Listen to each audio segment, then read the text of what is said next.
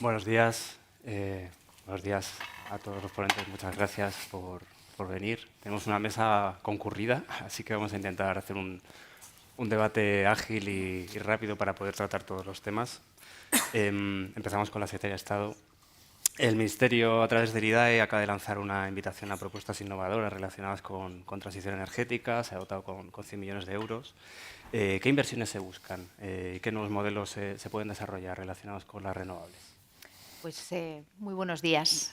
Nosotros hemos desde el principio, yo creo, pensado, ¿no?, cómo teníamos que hacer esa transición energética, dando, vamos a decir, la vuelta al calcetín, haciendo una transformación muy clara, apostando por tecnologías sólidas que han avanzado de forma increíble en los últimos años, pero además entendemos que la innovación tiene que estar en el centro. Y en esa innovación que tiene que estar en el centro de la transición energética, que permita competitividad, que permite ahondar en cadena de valor, en autonomía estratégica, hemos invertido, gracias a los fondos NextGen, en iniciativas muy innovadoras como hidrógeno y pioneros, la geotermia profunda, muchísimas iniciativas que hoy y ahora entendíamos que teníamos que ir un poquito más allá. Y esa visión estratégica que tiene el IDAE de invertir, que siempre lo ha hecho desde los años 80 y 90, invirtiendo en eólica, en cogeneración, en eficiencia energética, queríamos dar ese paso adicional con esos 100 millones que comentas, apostando por inversiones colaborativas desde lo público y lo privado, ¿no?, en iniciativas que fomenten esa transición energética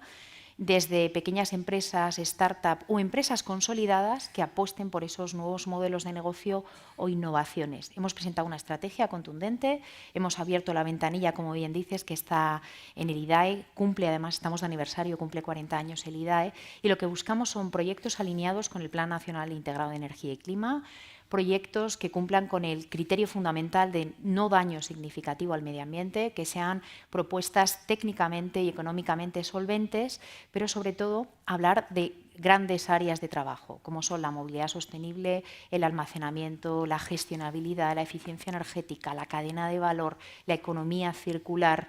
Estamos hablando también de proyectos de hidrógeno, de infraestructuras y de renovables más innovadoras. Esas son las grandes áreas que estamos buscando, y cuando hablamos de innovación no solo hablamos de innovación tecnológica, hablamos de innovación social, innovación en nuevos modelos de negocio, innovación colaborativa, y por dar unos ejemplos, pues esperamos que vayan llegando proyectos, que ya están llegando, proyectos asociados al fomento de la participación ciudadana en la transición energética, una transición que tiene que llegar a toda la economía, proyectos que aumenten la gestionabilidad, es decir, que nos permitan que consumidores o hogares utilicen los bajos precios cuando están los precios más bajos en el mercado para fomentar en sí misma la electrificación, o proyectos de herramientas digitales que también apuesten por modelos integrales en la transformación energética de empresas.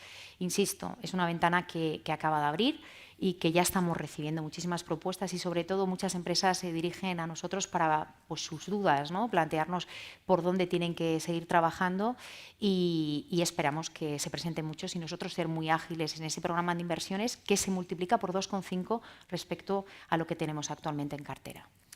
Bueno, lo comentaba antes María, el año pasado logramos el hito de superar el 50% de electricidad renovable. Esto va a ir a más. Una de las patas es el hidrógeno renovable. ¿Cuál es el potencial de España como hub de hidrógeno verde en Europa? Pues yo creo que referencias internacionales europeas, y aquí mismo, ¿no?, estoy acompañada de grandes empresas e instituciones que se dedican y apuestan por ese hidrógeno renovable en distintas maneras. España está en el centro de atención europeo, yo diría también mundial. Y en este caso, cuando hablabas de ese incremento del 50%, ¿no?, ese granito que a veces pasa desapercibido, pero que una economía como la española tenga más de un 50% de generación, de su mix de generación renovable, es un dato espectacular en el que seguimos avanzando. Y lo que hicimos para conseguir ese 50% es lo que estamos haciendo, vamos a decir, en espejo en el hidrógeno renovable, ¿no?, definir un marco, una planificación clara y contundente, un marco regulatorio que lo apoye y un marco de actuaciones de acompañamiento, además de tener un tejido productivo e industrial perfectamente preparado para dar la respuesta.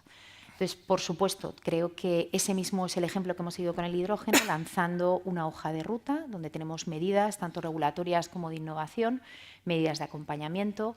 Hemos lanzado ese plan de recuperación del que hoy hablamos todos con un proyecto país hidrógeno, es decir, una de las componentes es exclusiva para hidrógeno, movilizando más de 3.150 millones de euros para el hidrógeno renovable, por supuesto, y donde hemos visto que cuando existe un marco, cuando existen políticas, cuando existe regulación, de repente afloran los proyectos y además de lo más innovador. Proyectos de todo tipo asociados a sectores industriales, asociados también a producción, es decir, a sustituir ese hidrógeno gris en fertilizantes, en refinerías y demás.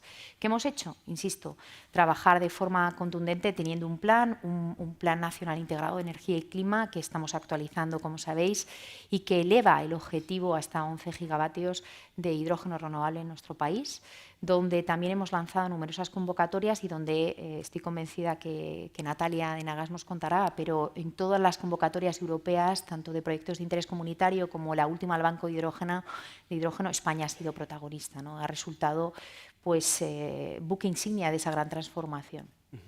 Tenemos aquí a representantes del sector privado, algunas de las empresas que están apostando más fuerte por el hidrógeno. ¿Cuál es la visión de Cepsa, que vais a saco con este vector energético? Bueno, pues muy parecido a lo que ha dicho Sara. Nosotros vemos que hay una oportunidad, lo hemos dicho cuando muy pocos hablaban de ello. Hace 2 años, me acuerdo cuando anunciamos 2 gigavatios para España, aquello pareció una locura.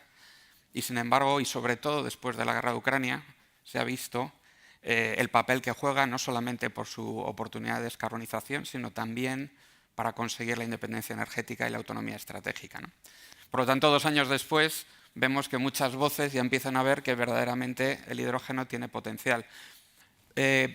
¿Para qué tiene sentido para nosotros el hidrógeno? Pues para descarbonizar aquellos sectores difíciles de descarbonizar, que son los grandes abandonados de la transición energética. Hasta hace muy poco, transición era electrificación y, lógicamente, la electrificación juega un papel fundamental, pero no puede cubrir todas las aplicaciones. Nosotros estimamos que entre un 30 y 40% de los usos actuales del petróleo no se pueden electrificar, o por lo menos no se pueden electrificar hoy en día.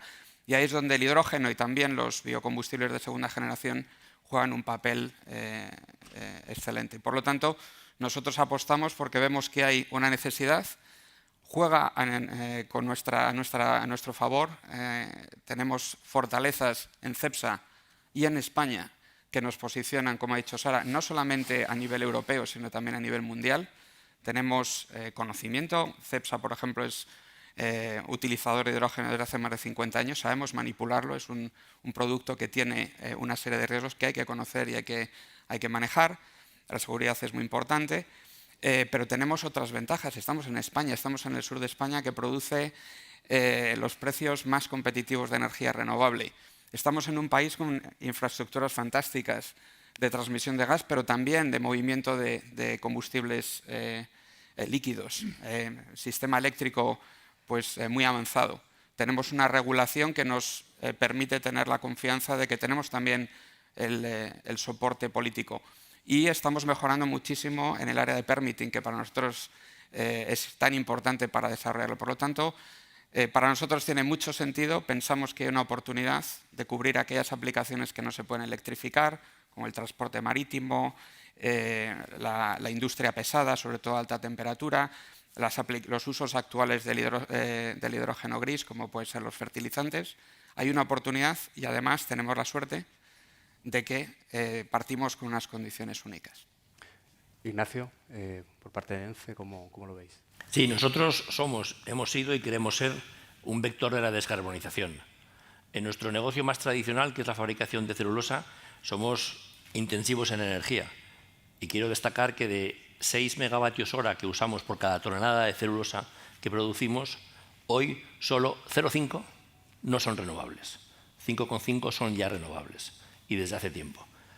Por lo tanto, lo tenemos en el ADN. Y gracias a un programa del IDAE vamos a empezar ya a descarbonizar ese 0,5 que nos queda, y yo creo que en 4 o 5 años lo habremos conseguido, ¿no? Con mucha innovación, porque es tecnología que hoy no está madura. Pero luego lo que ENCE es un gran recogedor de carbono verde. Nosotros compramos cada año más de 3 millones de metros cúbicos de madera, compramos cada año más de 3 millones de toneladas de biomasa agroforestal, de subproductos del campo, somos el mayor gestor forestal de España y lo que estamos trabajando, gracias al apoyo de la Administración y gracias a nuestro equipo técnico y a nuestra visión, es en generar vectores de energía descarbonizada. Apostamos en su día, hace ya 10 años, por la generación eléctrica con biomasa, con todas las ventajas que tiene de estabilidad y de gestionabilidad. Hoy estamos, con ese know-how que tenemos de recoger carbono verde, estamos apostando por el biometano y estamos desarrollando en España 30 plantas de biometano para inyectar en red, aprovechando la estructura que ya hay. Y luego estamos en un negocio precioso que es el de la descarbonización de procesos industriales de otros. Estamos con grandes cerveceras, estamos con grandes compañías de alimentación, en directo o vía el último PERTE que ha salido de descarbonización, reemplazando calderas de fuel, calderas de gas natural, por calderas de biomasa y donde vendemos vapor renovable a estas industrias para sus procesos pues, de pasteurización. Pero somos una empresa que apuesta por la sostenibilidad y, por ejemplo, hemos rechazado grandes proyectos en el Cantábrico o grandes proyectos en el Mediterráneo que precisaban 500.000 de toneladas de biomasa, porque no lo hay. Y les hemos dicho, electrifique. Es más caro, pero electrifique. Vamos en estos procesos de calor industrial renovable a procesos que requieren 30.000, 40.000, 50.000 toneladas de biomasa de proximidad. No queremos empezar a transportar biomasa alrededor de España. Y luego nuestra gran apuesta está siendo ahora mismo en investigación, en permitting, en todo lo que hemos solicitado para la planificación eléctrica de España de los próximos años, en capturar el CO2 biogénico que producimos, porque somos el mayor productor de CO2 biogénico de España. Este CO2 biogénico, que es carbono verde, es el que permite, en combinación con el hidrógeno verde, dos cosas muy importantes: producir ecombustibles y una cosa mucho más importante, es un carrier muy importante de ese hidrógeno. Porque aunque parezca un disparate, es más barato mezclarlo con CO2 biogénico y transportarlo en barco y luego craquearlo y volver a convertirlo en hidrógeno que muchas veces transportarlo por un ducto. Y habrá ductos y habrá barcos para transportarlo, ¿no? Y queremos ser parte relevante de eso, ¿no? Y por eso pues, estamos pidiendo la potencia eléctrica para hacerlo. Y luego no descartamos entrar en biocombustibles, pero no a través de mezclarlo con el hidrógeno verde, sino gasificando la biomasa o gasificando subproductos agrícolas.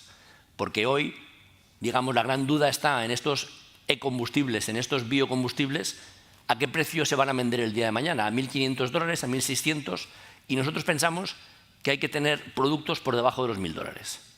Y hoy por hoy la tecnología está todavía en la gasificación y estará más adelante en la electrificación. Y ya para acabar, yo creo que España tiene una oportunidad histórica.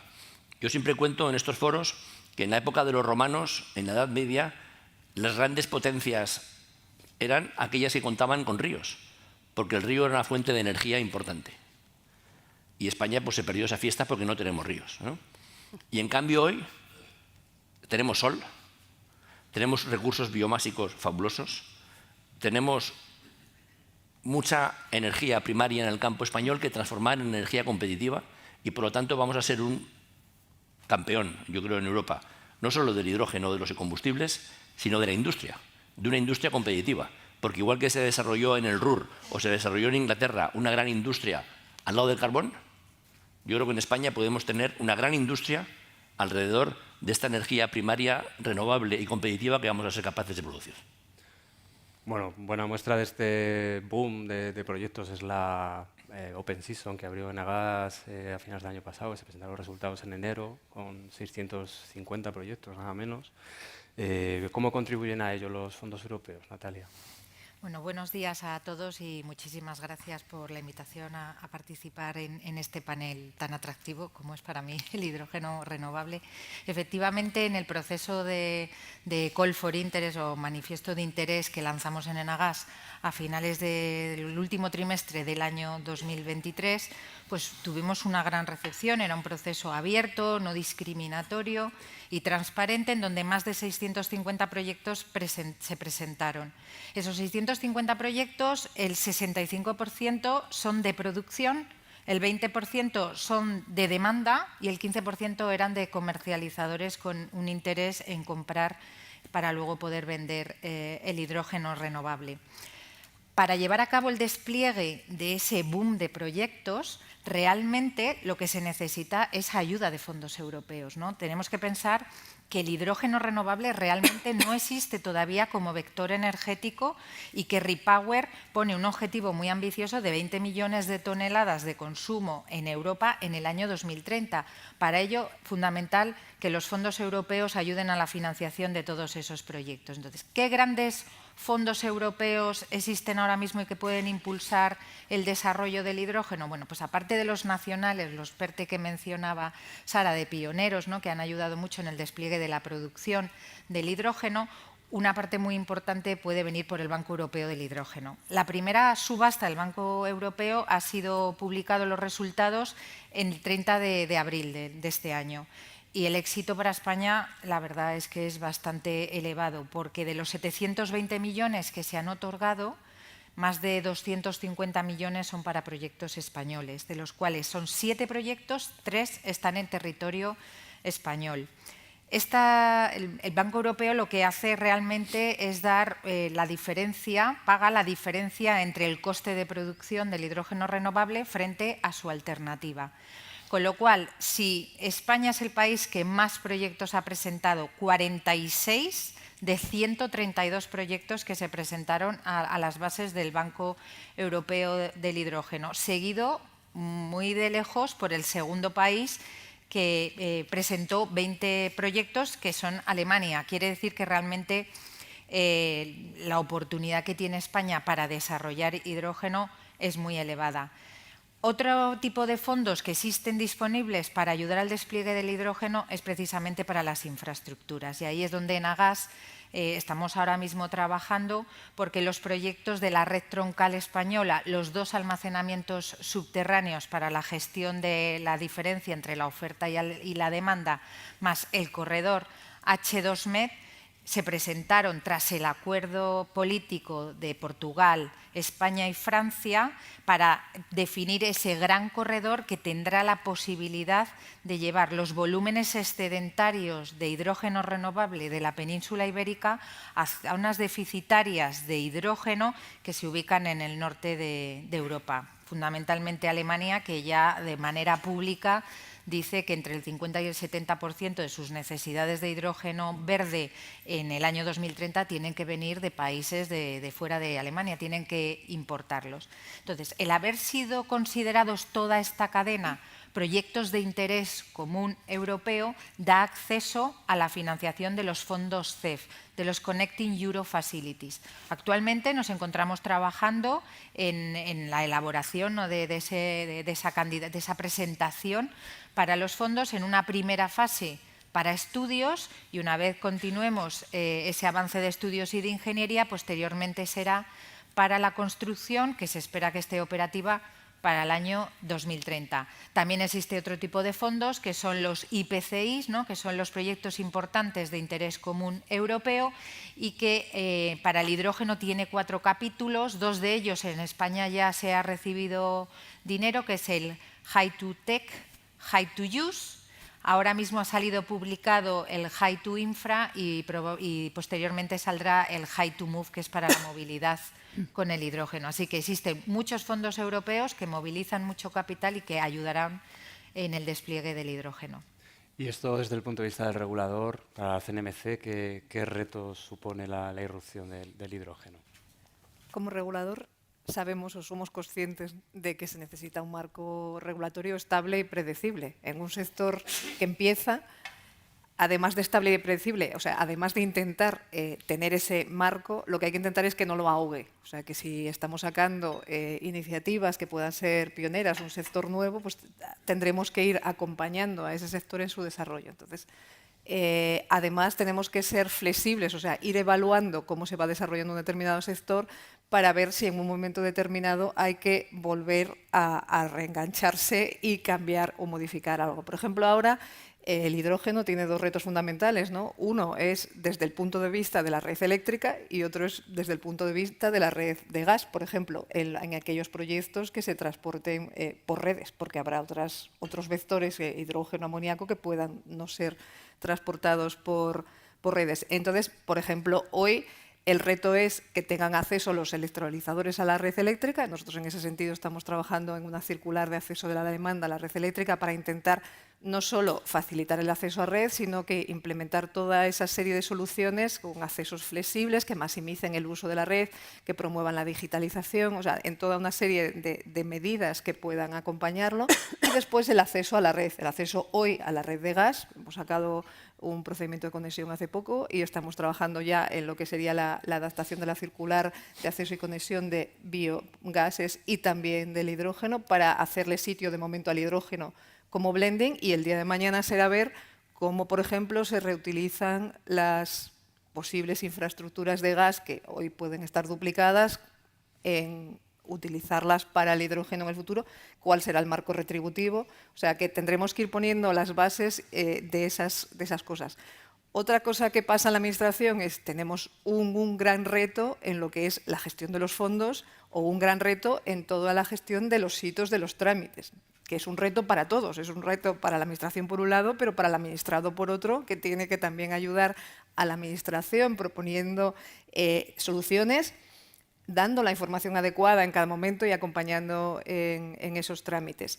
Y finalmente la supervisión. O sea, como regulador en un sector nuevo, nosotros tenemos el reto de supervisar que se desarrolle en un mercado en competencia. O sea, donde lo que surjan sean los vectores que deben de surgir de acuerdo a la eficiencia del proceso y que no esté pervertido por algún otro tipo de solución. Entonces, yo creo que, en general, esos serían los ejes fundamentales a los que tenemos que atender. ¿Y por parte del Ministerio? Nosotros ya hemos empezado, como decía, ¿no? Fijando una planificación, fijando un marco de ayudas, haciendo actuaciones regulatorias tan importantes como garantías de origen, que ya empiezan a aparecer garantías de origen de hidrógeno renovable, ya están aflorando y me parece una gran noticia. Y además de eso, estamos en pleno momento, durante la presidencia española, actividad regulatoria intensa, vamos a decir, a nivel de directivas y reglamentos, y tenemos que empezar ese proceso tan complicado pero apasionante, lo tengo que decir, de transposición del paquete de hidrógeno y gas. Un paquete de hidrógeno y gas que también va a hacer parte de ese trabajo que comentaba Rocío, ¿no? En cuáles son las normas que van a permitir que exista un mercado del hidrógeno, cómo se paga, cuándo, cuáles son los actores que pueden participar en esa red de transporte, cómo se desarrolla esa infraestructura. Y yo creo que es importante, como también decía Natalia desde Nagas, ver cómo esos proyectos PCI que España pues ha abanderado y que va a ser muy importante para la autonomía estratégica europea, salen adelante, cómo esa red troncal se va planificando de una forma coherente, a la vez que tenemos que desarrollar esa transposición, y, por supuesto, cómo también seguimos presentándonos en las nuevas ventanas de PCIs que estarán o bien a finales de este año o a principios del que viene, ¿no? Pero España sigue posicionándose ante esas nuevas ventanas de oportunidad que continúan. Si puedo, Antonio. Una cosa importante para nosotros, me preguntabas antes la escala. Para nosotros la escala es importante para generar un efecto tractor a todos los niveles, a nivel de infraestructura, pero también para ser capaces de colaborar con la Administración, generar ideas de cómo, de las cosas que necesitan estos proyectos para tener éxito, ¿no? Nosotros creemos que estos grandes proyectos no solamente generan riqueza, empleo, pero también van a posibilitar el que se cree una infraestructura que a largo plazo hará que otros proyectos más pequeños, medianos, sean viables. Para nosotros eso es muy importante y ahora mismo vamos a ver cómo se aplican los fondos europeos, porque hay una gran decisión.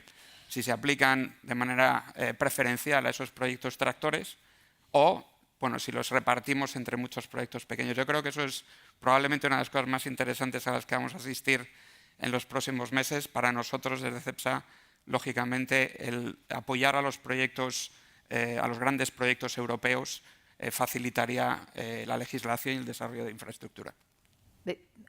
Solo comentar una cosita que se me ha quedado en el tintero con respecto al hidrógeno. Nosotros, como hemos dicho, los fondos NextGen siguen estando ahí y tenemos una ventana con la adenda de 1.600 millones de euros que tiene mucho que ver con lo que acaba de contar Carlos.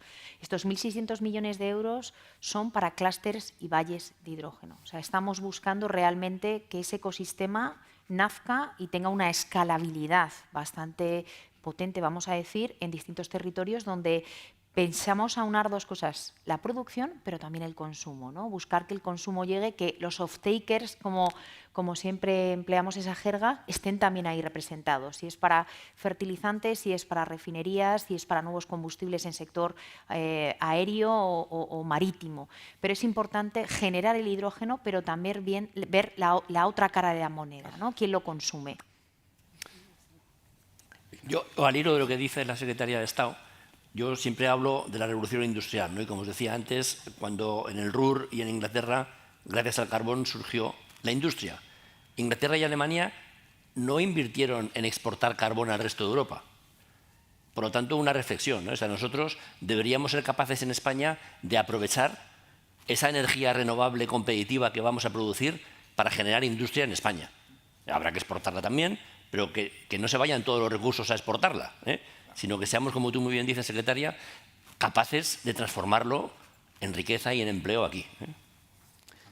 Bueno, hemos hablado de este boom de proyectos, de que esto es una prioridad que viene de Bruselas, pero hay quien habla de que hay un cierto riesgo de que esto se convierta en una burbuja. El año pasado la Agencia Internacional de Energía publicó un informe que venía a cuestionar que haya suficiente demanda. ¿Tú cómo lo ves, Ana? Bueno, pues antes hablábamos de si la palabra burbuja puede tener una connotación negativa. Bueno, pues yo puedo decir que hay cierto optimismo y entusiasmo mayúsculo sobre esta cuestión. Y no pongo en duda que el hidrógeno verde es un vector de energía muy importante para el futuro y para descarbonizar y, por supuesto, para cumplir con los objetivos del Acuerdo de París y con la contribución nacionalmente determinada por parte de la Unión Europea. Pero, claro, a mí me gustaría dar algunos bocados de realidad también e ir a cuestiones concretas y específicas de algunos proyectos, ¿no? Por una parte, vemos que en REPowerEU la Unión Europea había propuesto que para el año 2030 se produzca en Europa 10 millones de toneladas de hidrógeno verde. Tú decías antes 20, digo, no sé, a lo mejor 20 es más 10. Okay, vale. 10 Y luego, de después, que para España preveía que para el año 2030 va a generar unos 2 millones de toneladas de hidrógeno verde, ¿no? Entonces, cuando nos vamos a los datos, también en la hoja de ruta del hidrógeno verde del año 2020 de España, se preveía que para este año habría instalados entre 300 a 600 megavatios de electrolizadores en España. Sin embargo, un reciente estudio de la Universidad de Comillas, Pontificia de Comillas, dice que en la actualidad hay instalados 30 megavatios de potencia y están proyectados 100 megavatios de potencia. Por tanto, ahí ya tenemos que a veces las proyecciones que se producen, luego después lo que dice el papel con la realidad no coincide, ¿no? Quiero citar en concreto 3 proyectos que están interrelacionados. En primer lugar, tenemos un PERTE de descarbonización de la industria y este PERTE se ha aprobado un Real Decreto para conceder unas ayudas a la descarbonización del sector del acero, concretamente para ArcelorMittal.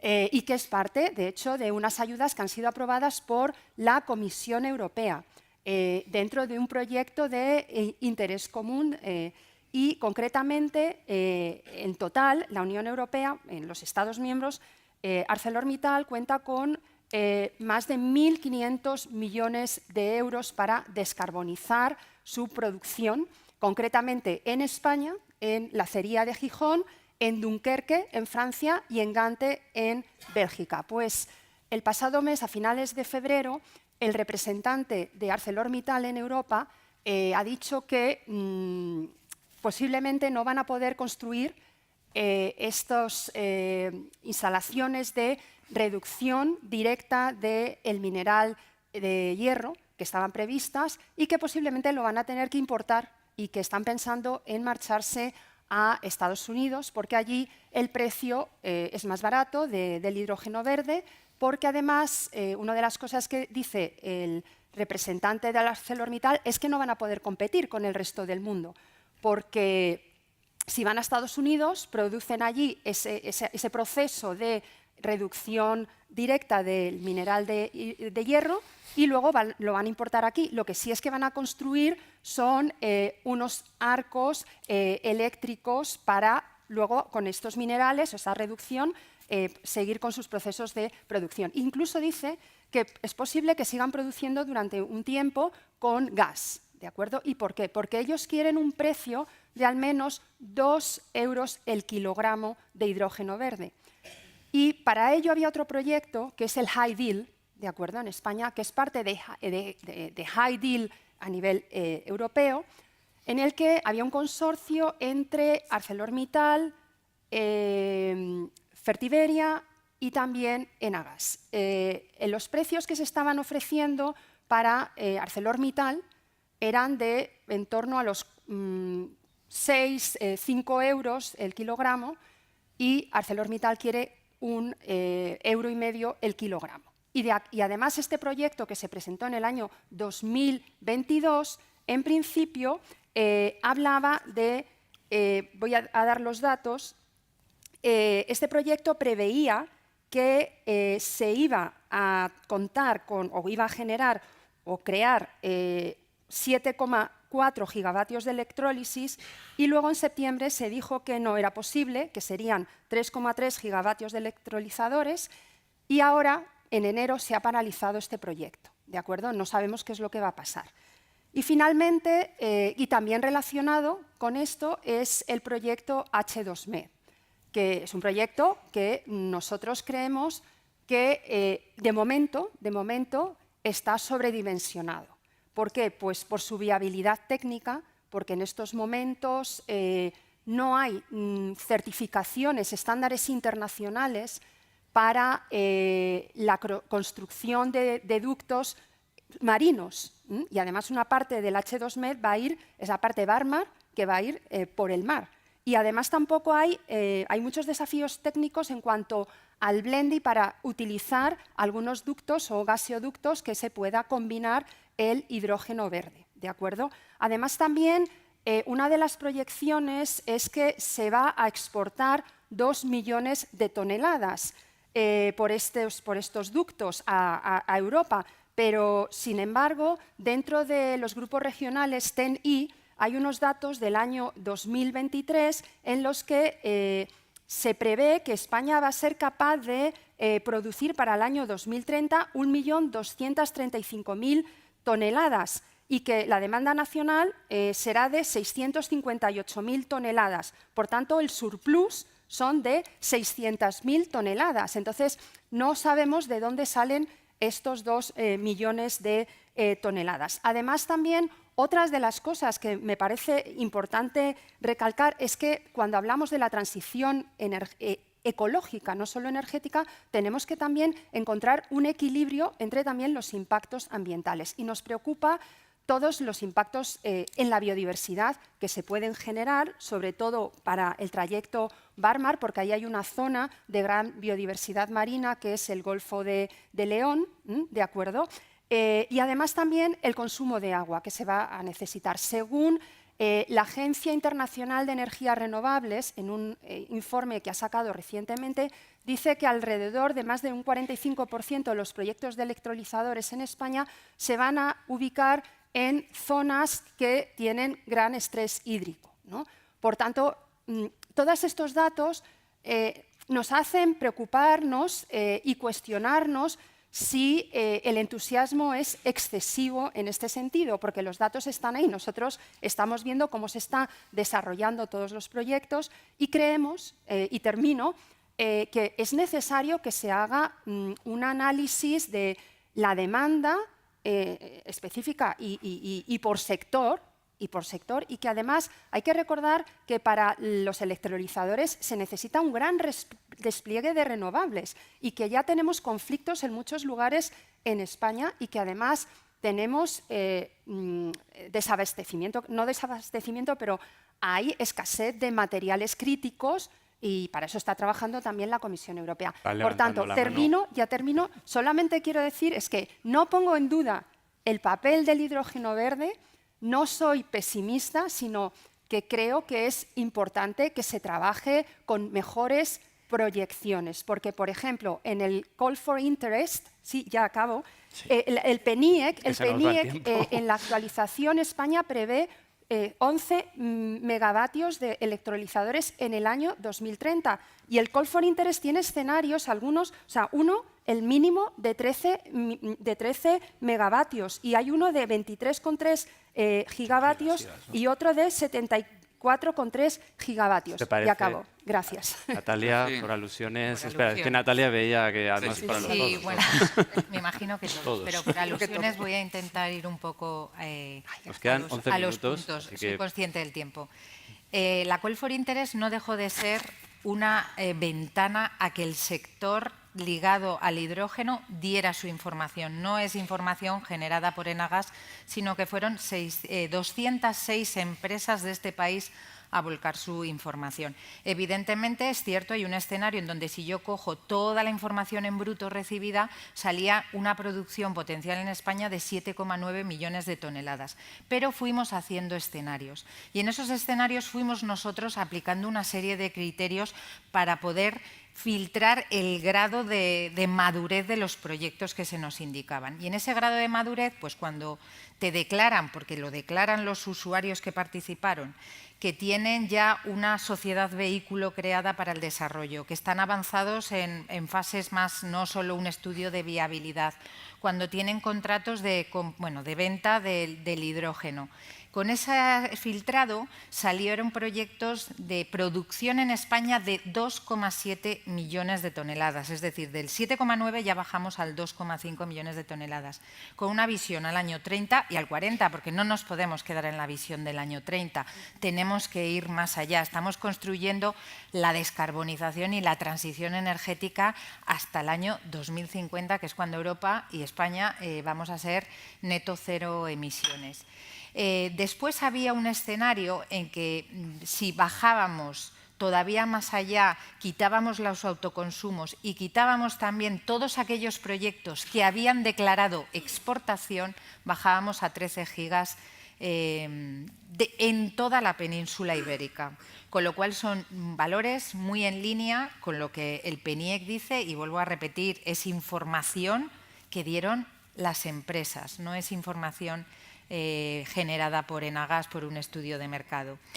En segundo punto, con relación al H2Med. El H2Med es una conexión doble, es decir, importamos volumen de Portugal a España, 0,75 millones de toneladas de hidrógeno verde y por Barcelona hasta Marsella, Albarmar, salen 2 millones de toneladas. Es decir, la producción española realmente es 1,25 millones de toneladas, no es 2 millones de toneladas, porque de lo que se trata es que el H2Med sea capaz de canalizar esos excedentes de producción renovable de toda la península ibérica.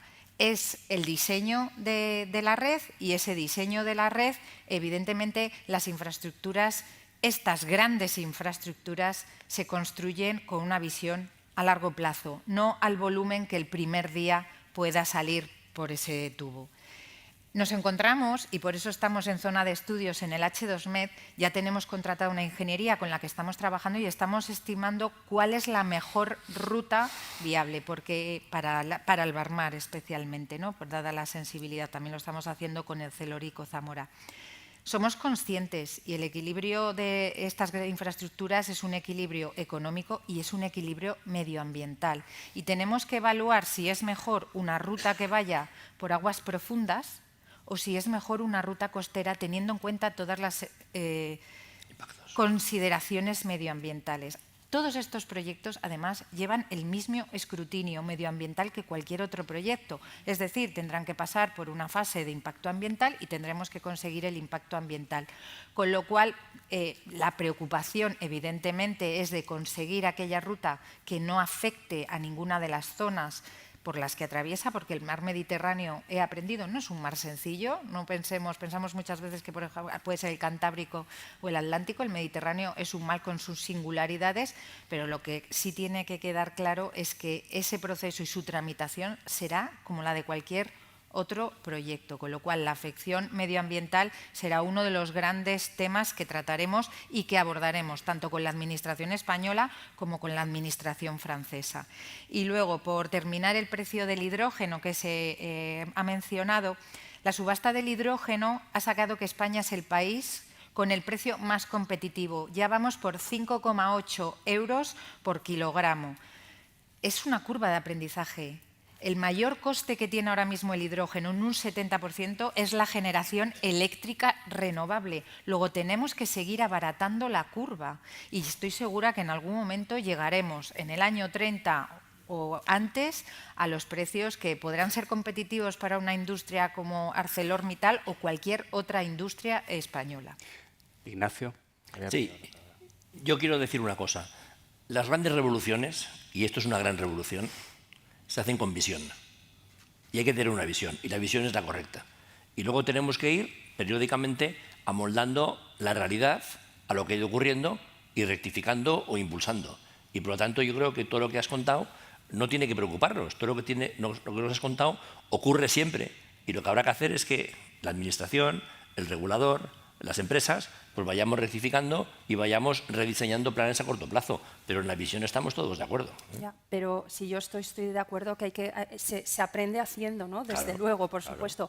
Pero claro, hay las informaciones que hay. Bueno, hay fondos que se han dado, a estas, por ejemplo, en el caso de ArcelorMittal, son más de 1.500 millones. No, pero no se les ha dado nada, ¿no? Yo creo. Bueno, en Francia sí se les ha dado. En España todavía no, porque no se ha aprobado todavía la resolución que dice el Real Decreto, ¿no? Pero cuando se está trabajando con fondos públicos, lo mínimo es que hay que hacer algún cuestionamiento, ¿no? O sea, no estoy poniendo en cuestionamiento el papel del hidrógeno verde. Lo que sí que entiendo es que para el año 2030 creo que, debido también al conocimiento científico, a la tecnología que existe y a la disponibilidad de recursos, las proyecciones, desde mi punto de vista, son un poco al alza y que creo que se va a tener que ajustar y se va a tener que aprender, por supuesto. Esto no lo niego. Yo he traído datos concretos de cómo estamos hoy en la actualidad. A lo mejor surge una tecnología disruptiva. Pero en el año 2008 nadie veía la solar como está ahora. Claro.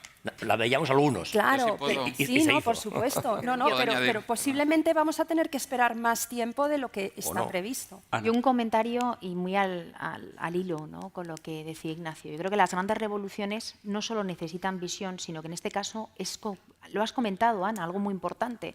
Compartimos todos, no solo España, sino a nivel mundial, el reto de la descarbonización. Y Carlos comentaba que para descarbonizar determinados sectores es necesario nuevos combustibles y el hidrógeno es una gran respuesta sólida. ¿Y por qué creo que es sólida? Es sólida no porque lo digamos un gobierno o porque lo digan todas las agencias internacionales, sino porque aquí en esta mesa hay grandes empresas que ya están apostando por ello.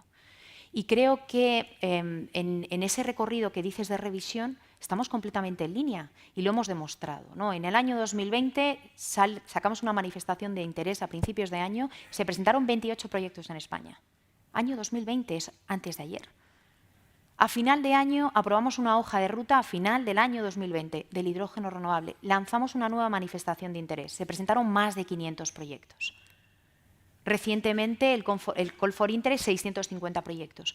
Yo nunca hablo de burbujas, hablo de datos reales. Vemos que tenemos un gran potencial y para que ese potencial se desarrolle y actualizaremos, como hemos actualizado el PNIEC, teníamos 4 gigas y ahora tenemos 11 gigas. Y es una ambición que estamos convencidos que vamos a conseguir, pero no porque lo diga un gobierno, sino porque no hay solo apetito, sino que hay grandes capacidades y proyectos que ya se están dando lugar. ¿No están los electrolizadores todavía construidos? Es que tenemos hasta fábricas de electrolizadores en España. ¿Y por qué vienen a España? Vienen a España porque entienden que tenemos un gran potencial. Tenemos renovables, como decía Carlos, mucho más competitivas y mucho más baratas. El precio está bajando de forma radical. Yo creo que es importante precios asequibles y precios estables. Y eso es lo que queremos en nuestro país y por eso se posiciona una nueva industria o nuevos modelos de negocio. Pero creo que dar la oportunidad, cortar las alas a un vector productivo nuevo, como es el hidrógeno, es una política totalmente nefasta. Es bueno hablar de datos, pero es bueno consolidar que las grandes revoluciones solo ocurren con grandes innovaciones y las innovaciones requieren de un apoyo, de una visión de conjunto de gobiernos y empresas. Y tenemos que ir rectificando y actualizando, pero no de golpe asumir que tenemos una visión extremadamente ambiciosa. Yo creo que no es extremadamente ambiciosa y tenemos que acompasar los tiempos y ver cómo maduran todos esos proyectos. El proyecto de Cepsa es enorme, tantos proyectos por todo el territorio, allá donde quieras mirar. E insisto, el banco del hidrógeno, ya tenemos ahí mínimo más de 200 megas que están ahí en el banco, bastantes más de 200 megas. Y las líneas, insisto, los PCIs, pero los IPCIs también han venido para esto. Déjame que Estamos quedando sin tiempo, Carlos, telegráfico, porque nos dos queda... segundos, porque yo creo que yo creo que tu desafío es sobre la ejecución. Yo creo que estoy con Ignacio, yo creo que es natural que el sector se ordene y los proyectos más viables triunfen. Va a haber ganadores y perdedores en ese sentido, pero para mí eso no es una preocupación, eso es una señal de que hay progreso y las cosas se van madurando, ¿no?